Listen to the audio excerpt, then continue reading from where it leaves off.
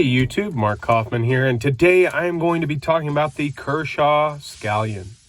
Now, the Kershaw Scallion is a classic. I mean, there's no really any way of talking about this knife without acknowledging it's been around a long time, and it has proven itself as a smaller EDC folder. Now, I have shown this one off in a few videos, but I have carried it enough, and I actually really struggled getting it out of my pocket and switching over to something else because it's just so compact. It is such a great cutter, a great slicer, and it just, I mean, I can't say enough about this knife. It is a fantastic one, and I have to say I'm late to the boat on this one. The boat has sailed and I really missed it, almost 20 years late, or maybe even 26 years late. But trust me, if my one-year-old hands could have handled this and spoke in front of this phone, I would have been giving it a review because it is very, very good. The construction on it is solid. I don't mind that the screws screw into the scale here. It's a stainless steel body, so those steel screws being screwed into steel are no real issue. If it was aluminum, I'd be a little more concerned. I have removed the safety. Excuse me. The safety, I didn't see really a need to have that. I got rid of that relatively quickly. But what I did do, and I have a video of it, is I have completely disassembled this, cleaned it out, and this thing is tightened down I mean, like, there's no side to side, there's no front and back. This frame lock is fantastic.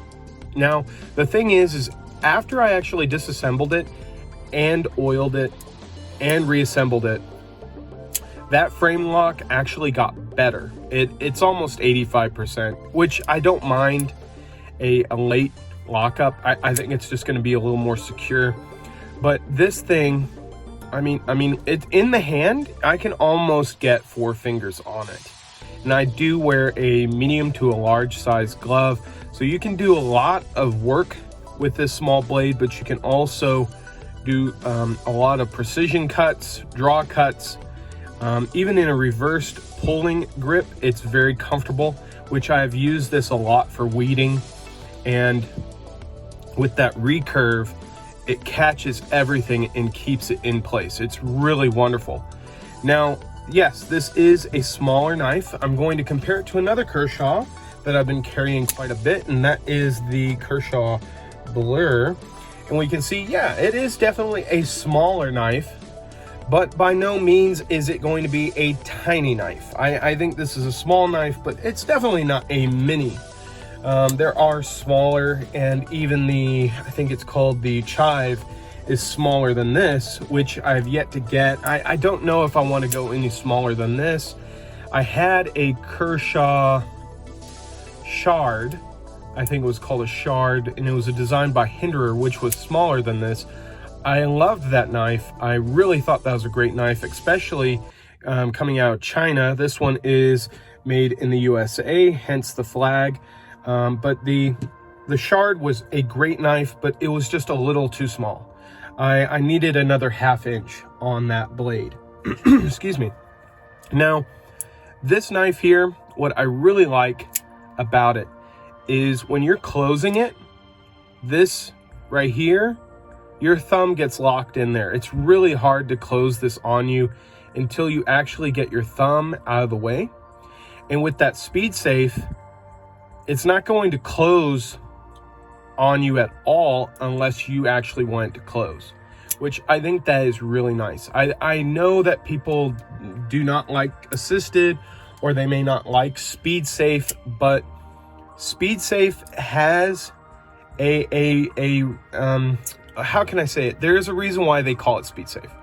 Not only because it's a fast opening, but when you are closing it, you have to focus on closing it, which makes you pay attention to where that blade is actually. Sometimes we get so into opening our knives that we will close them so quickly that you sometimes nick your thumb and then you knock the knife. No. You sometimes you need to focus on what you're doing, especially when it's a sharpened blade. Now, one of the things I really like about this knife, and it's had a little bit of criticism towards it, is the fact that this blade here is made out of 420 steel. Now, I have no issues with that. For such a small folder, I am not needing M390. But I mean, if this came in M390, I wouldn't be hesitant in buying it. Of course, it'd probably add about maybe $60 to the price, maybe even 50. But in M390, it would be probably a nice knife. But 420, it is not bad. I don't think 420 is a bad steel. I think it's a really good steel that's usable. It's going to be softer, but it's probably going to lend itself to probably roll than rather chip in use. And for such a small blade, I don't expect to be needing that much cutting performance out of it. It's easy to strop this stuff up. I actually have been using a Spyderco. It's a smaller ceramic rod. It's not the one that comes with the Sharp Maker, but it's one of those smaller stones out of their set that they have. And I use that just to sharpen this up.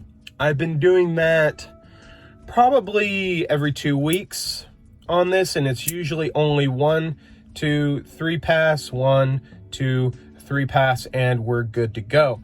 And then stropping this is, it's so easy. So that's another thing. The other thing that I really like is the jimping.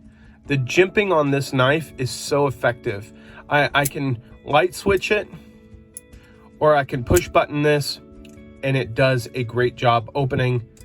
And what I really like is that jimping carries over to grip for your index finger when you have it in a tight grip. Then this jimping here is fantastic.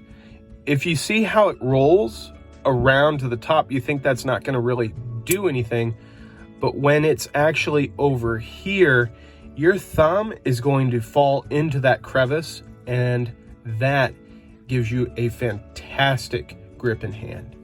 So this is my review of the Kershaw Scallion. I hope you guys liked it, and if you haven't already, subscribe to my channel. I'd love to have you guys along for the ride. But till the next one, I will talk to you later. Bye-bye.